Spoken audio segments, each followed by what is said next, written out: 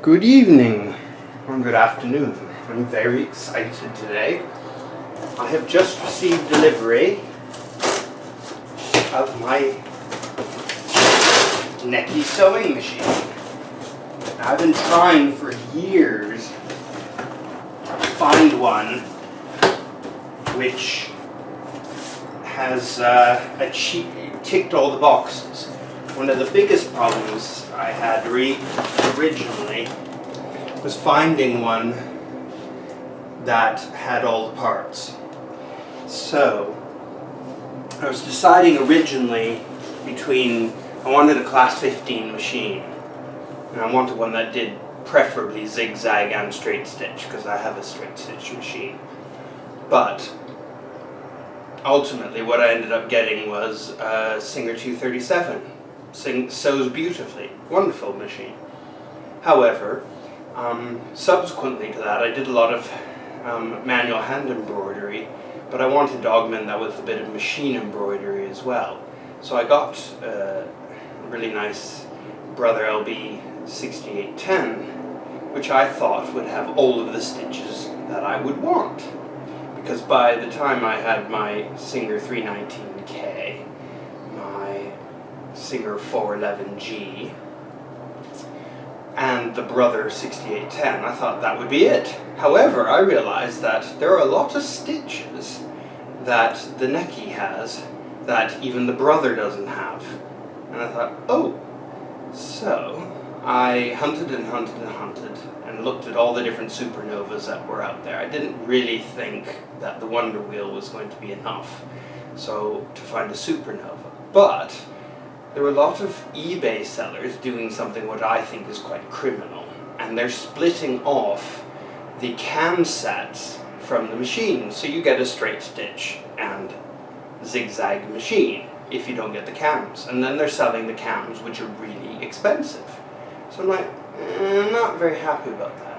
So I was really pleased recently. I managed to see on eBay a machine a little different because it's the Freearm version of the Supernova Ultra, and it's arrived today, and I got it for a reasonable price. Shipping was a bit breathtaking, but you know, that's just the way of it. This is a very heavy, solid built machine.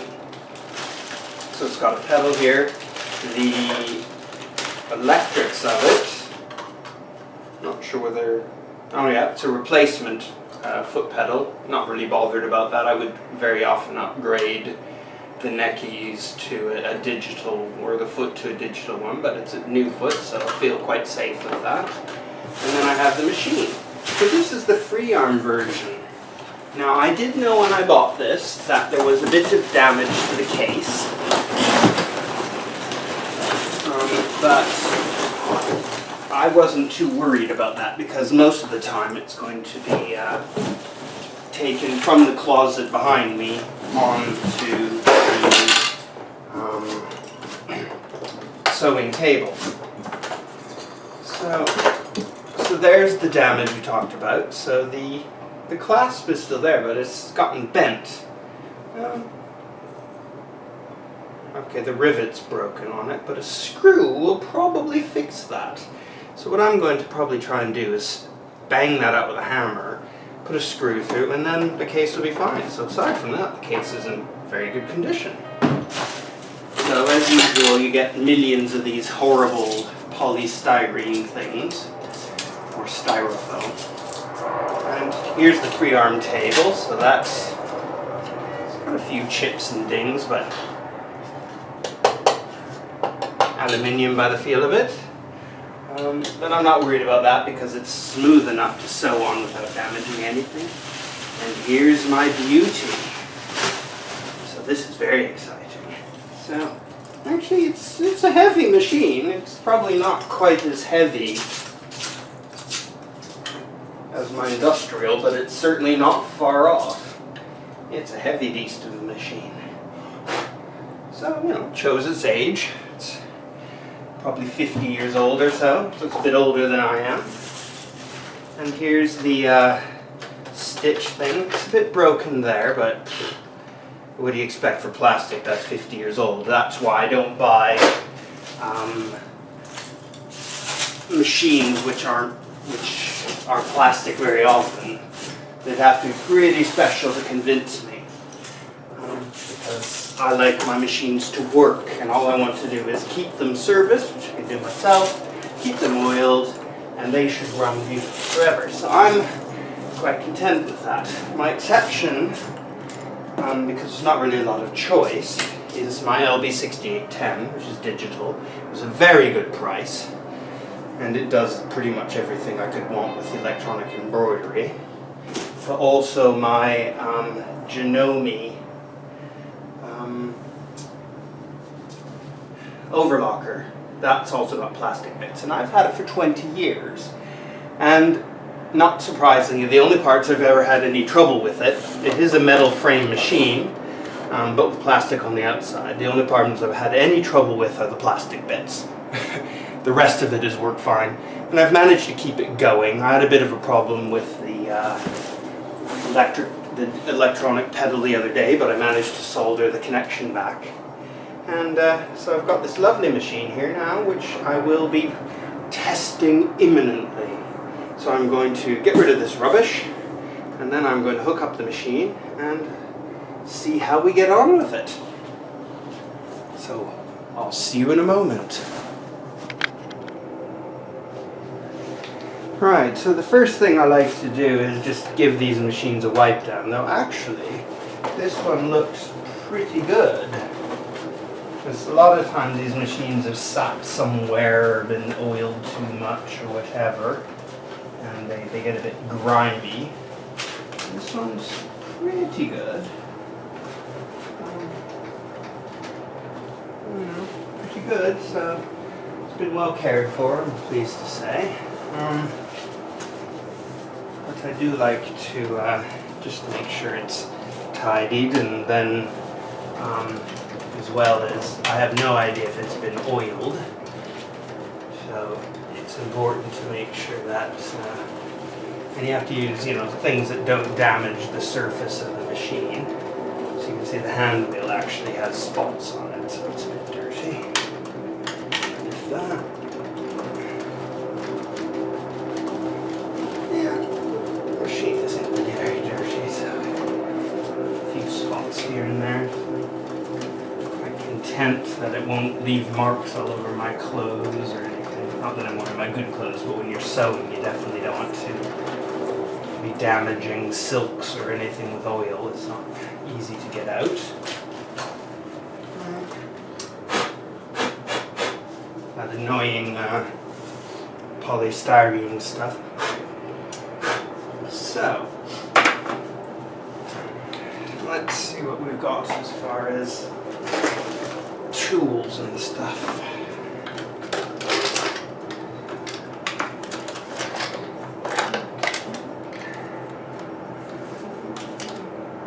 Got the circular spinner, got the darning plate. Got all sorts of feeties in here. The double stitch. Lots of needles. Button foot. Rolled hem, special tool. Alright, it's even got the darning foot, that's good. Zipper foot.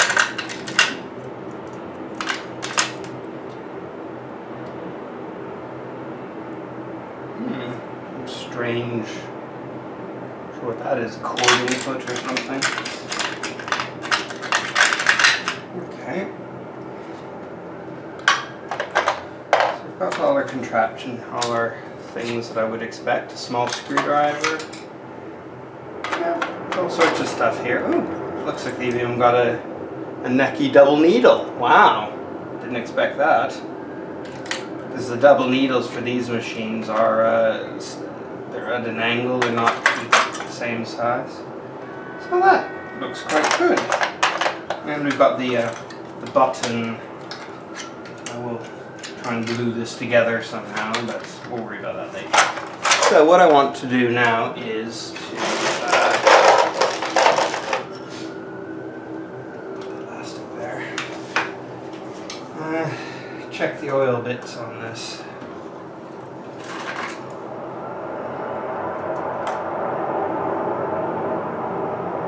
Okay.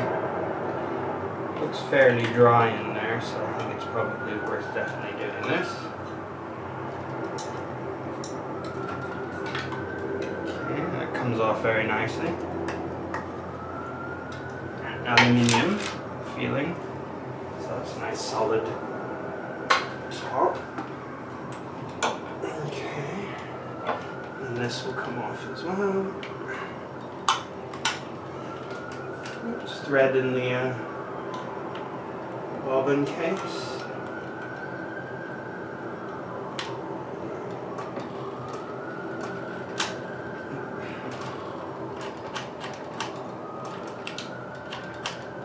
Okay.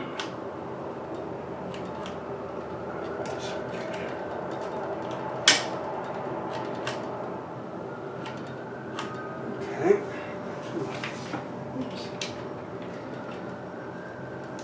There we go.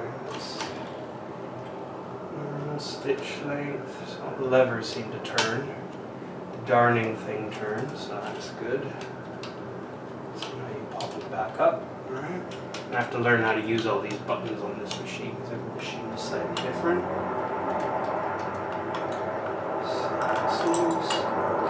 Only small screws, so put them there. That seems like a perfect place for it. And let's see what we've got. So we've got a plastic foot on here, which is interesting. Magnifying glass for the needle threading, that's kind of fun. Bit of discoloration there. Say they've used the wrong kind of oil at some point. Ooh, very dusty inside. This is why you should clean a machine and oil it. Always when you use it, but also when you first get it as well. So, there's a fair whack of dust in there. And it looks definitely like someone has used the wrong type of oil at some point. Which is sometimes a bit of a pain, but it's not necessarily a problem. It's with the tension. That's a bit stiff, don't know what they've been sewing. So.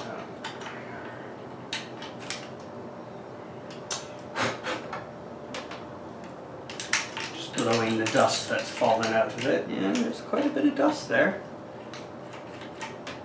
Okay, spin that around and get that out. So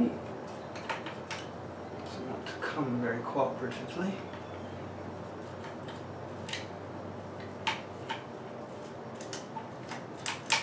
Oh, got it.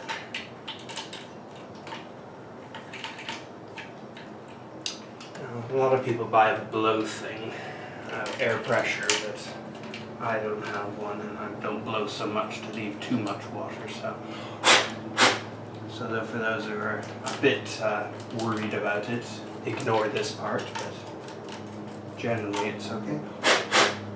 So, my good old oil contraption out, so what we're going to do is just see what's going here.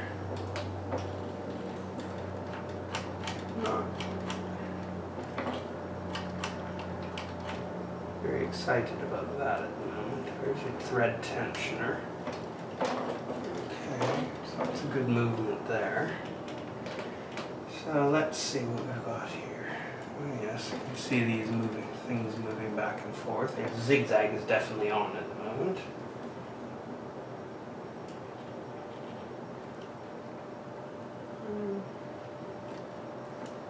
Not sure why, because that's frozen more stitch width. Alright, so I should have to read my instructions, but in the meantime I see it bobbing back and forth. So I can see definitely what needs oiling in here. And it definitely needs oiling. Smooth this to the maximum so I can see some action. Alright, okay, so that definitely needs oiling. Now, if I remember correctly, one of the ladies on the internet explained about this little bit here to pop the foot up. Oh yes, we need to get the needle up first before that's going to work. Oh yes, it does pop up, doesn't it? Not sure exactly how, but maybe take the foot off.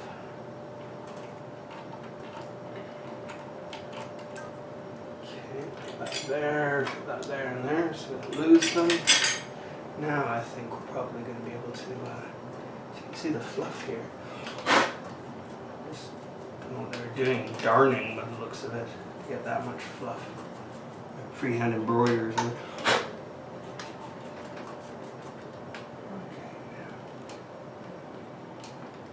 There we are. Stuck a bit on the needle, but oops. Yeah, that's better. So now I can see how dirty it is under here. And that needle definitely needs to come out.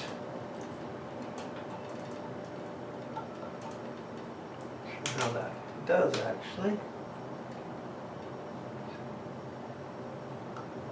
Bit of an unusual needle thing. So I'll figure out how to do that later. In the meantime, bit grungy down here.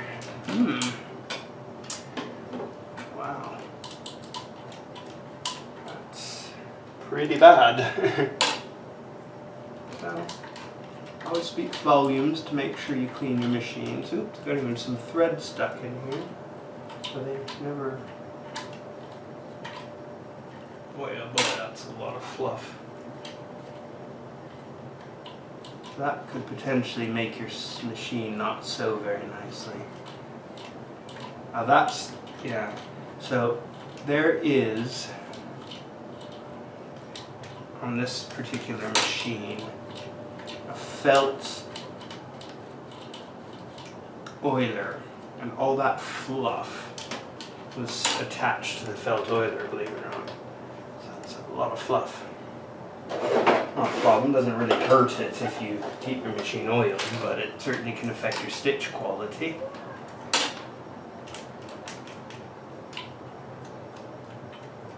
So,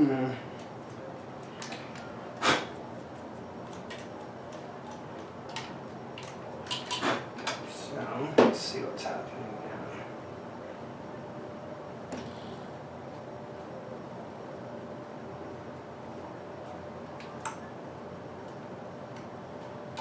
So that definitely needs, there's an oil drop there, so put that there, and we'll drop that as well, just to make sure these spinny bits. Now it says to make sure that that felt thing is saturated, so giving it a good soaking, and yes, it looks good and soggy now.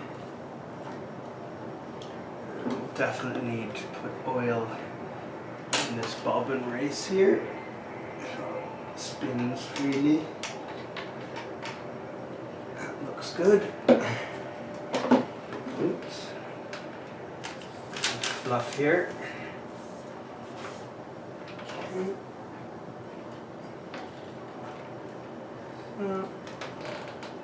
It is a very smooth machine. This is what I was hoping. I've heard these are the finest ever, or certainly some of the finest ever made, and it's tight. That is beautiful. Quite content with how that's spinning and the action. Yeah. Okay, so I can attempt to put this back. Ah, got it. Okay, that's better, right? This back in here. And then I'll do the top in a second. So you'll notice I didn't run the machine, only lightly turning it just to get it up and oiled before I run it at any speed, and that's definitely important.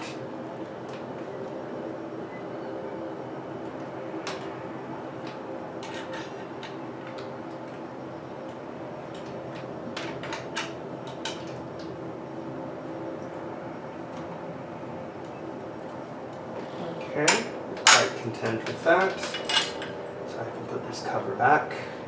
Definitely need to figure out how to get that needle out. Oops, put this back in as well. How bad is this thread? I think that's a bit tight. Fails the bobbin drop test.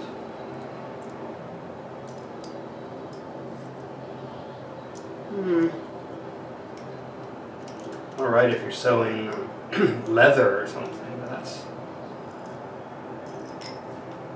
think we're getting closer there now. Make one twist up, it's a bit loose now. Okay.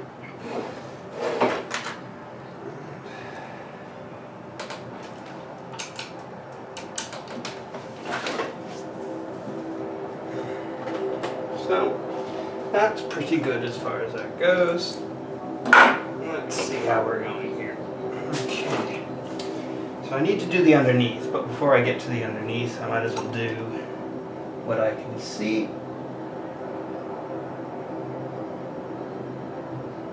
So drop there. Just make sure the screws are working. That looks like it should be.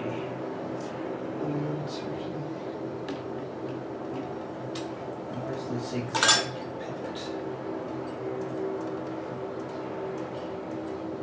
So that spins like that, so we definitely want to put a drop there. Put a drop there. Okay, so we'll the top, bottom will need doing. Fluff on there.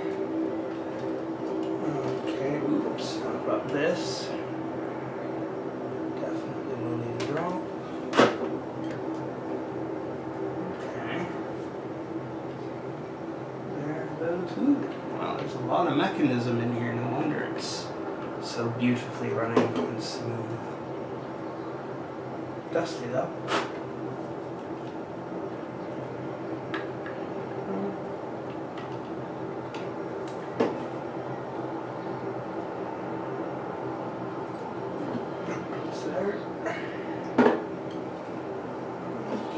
So always the secret is see what moves and make sure it's oiled across any metal to metal connection. Fairly happy with that one. Let's engage this.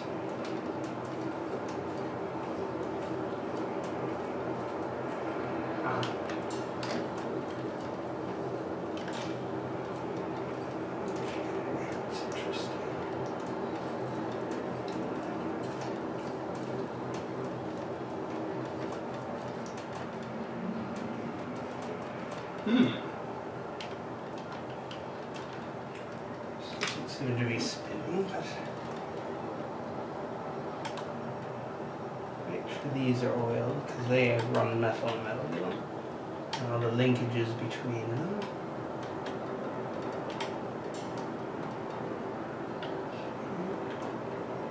Happy with that. So that's the spring.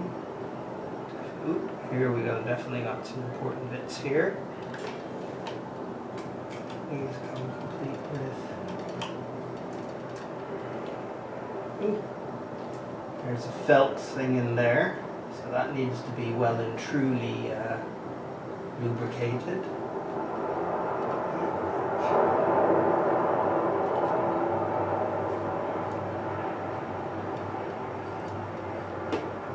Seems a bit slipping or something.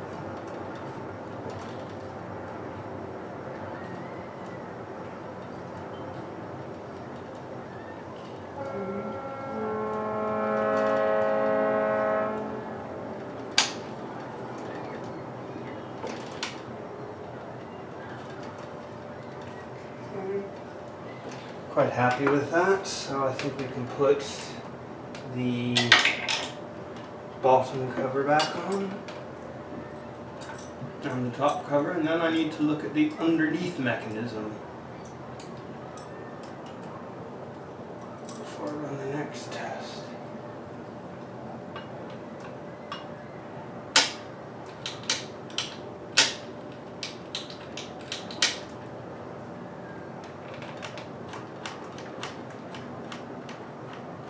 I do feel like that's a bit strange and should be vertical, like it's bent, but if it works, it's not critical.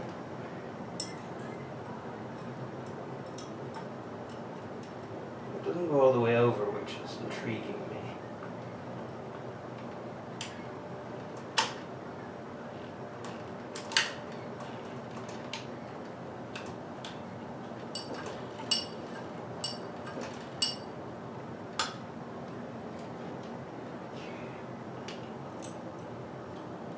And so this supposedly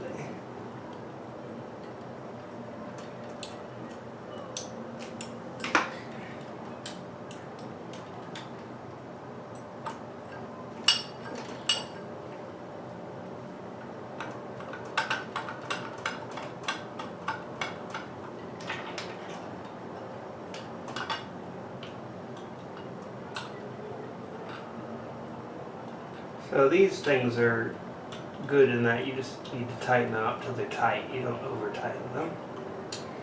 And then we shove that in there and close it. Perfect. Okay, so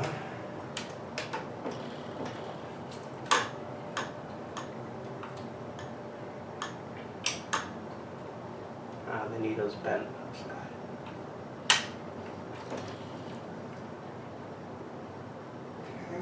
That's running perfectly. It's got the top cover back on.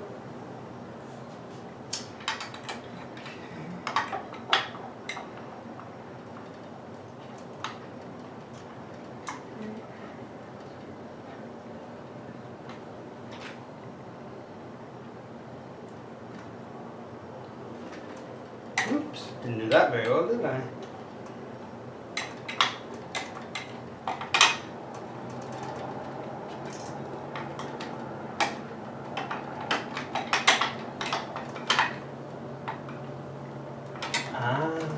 Okay, there's a clip.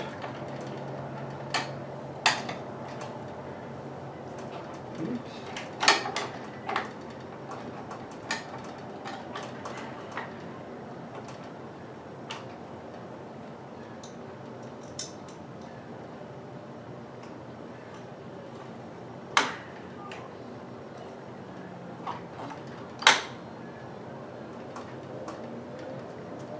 Pretty good? Okay. So, the final bit is the underneath, because I haven't been able to get at that part yet, so I'm not quite sure how to do this yet, but we'll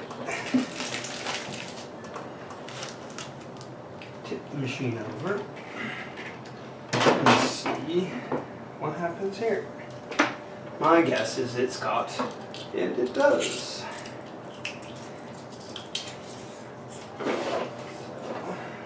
Here, 4 screws in the bottom. Okay, that's interesting. And let's see what happens here.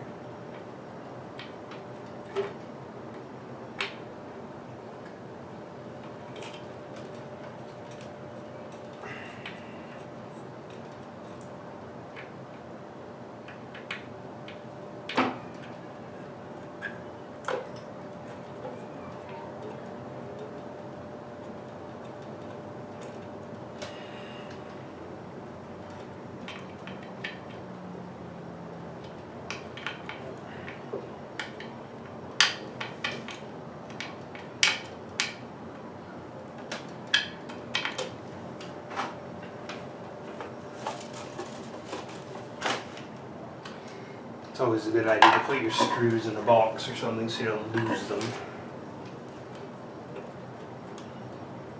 So there's a little bit of junk here. I'm just going to remove this. There's a bit of life here, but it's pretty good on the whole. It doesn't look like it's sat in anything too wet. So that's good.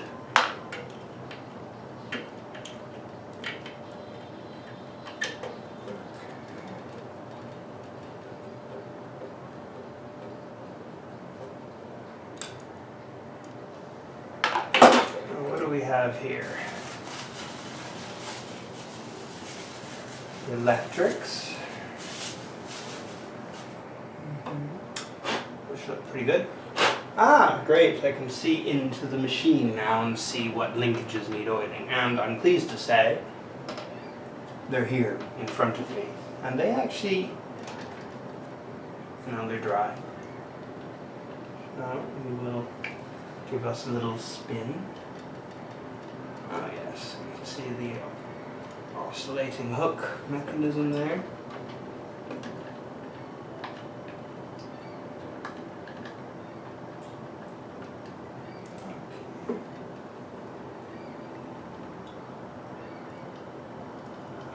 just do there. So that's the actual oscillating hook. Okay, that slides in and out, so that definitely moves a bit. That just goes back and forth, so that's fairly straightforward. You can see what linkages that goes to the top of the machine.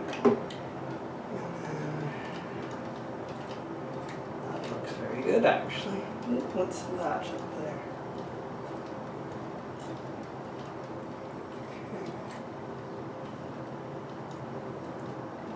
I can't actually get at that thing. I'm not sure it needs oiling.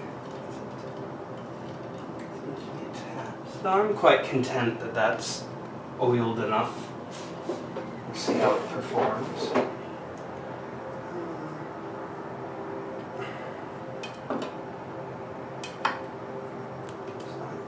Yeah, that's like that. Excellent. So we can put this back together and see. Whoop. Bugger. Dropped a screw.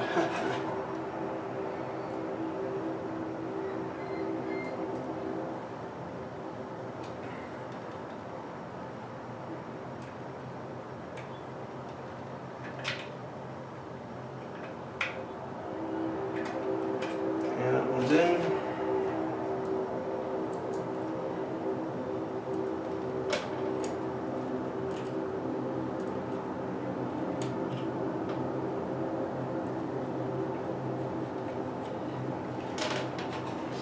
More and then find the one on the floor.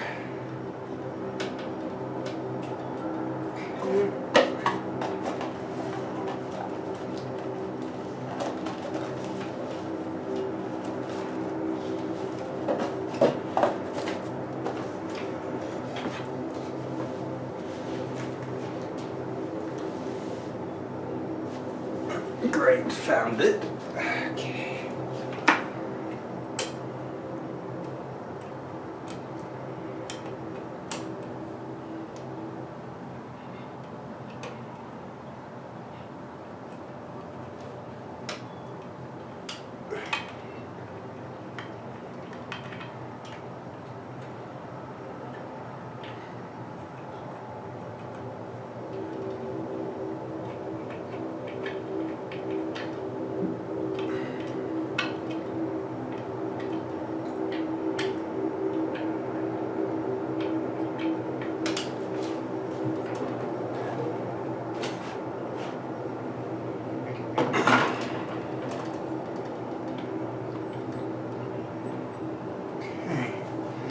So,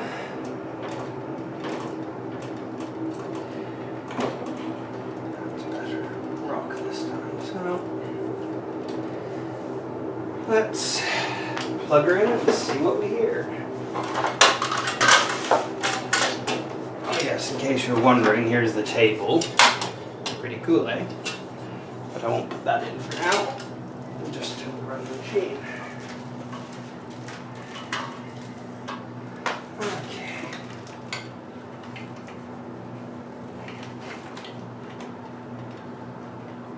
So,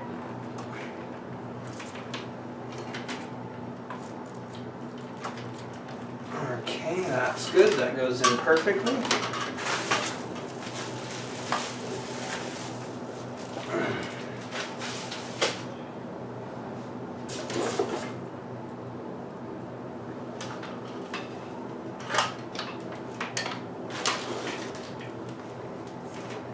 Let's see what happens. So I'm not touching the machine when I first plug this in, even though these electrics look quite good.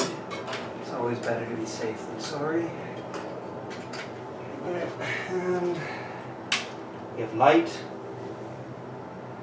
very dim light, and then low. So let's see what happens.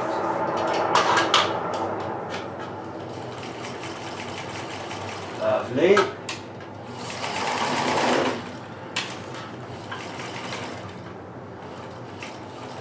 Well, isn't that just deliciously quiet? As I expected. So it's definitely zigzagging, and I'm not entirely sure why. I have a feeling I might have a slight problem here, because this is...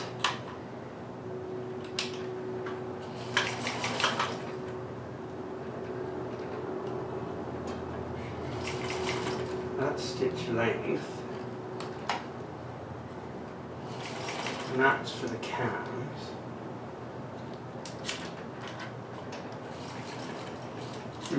I'd say we have a problem here with this mechanism. So the left needle, right needle, center needle works, but this zigzagging mechanism seems to be permanently engaged. So I'm going to have a bit of fun, I think.